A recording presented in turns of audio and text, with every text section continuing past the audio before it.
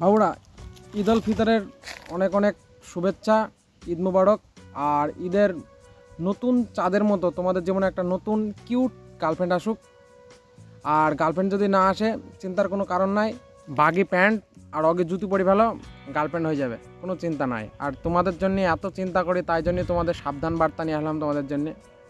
গাড়িতে ফুল ট্যাঙ্কি তেল ভরে নাও, আর গাড়ির স্পিড যাতে 100-র কমে না হয়।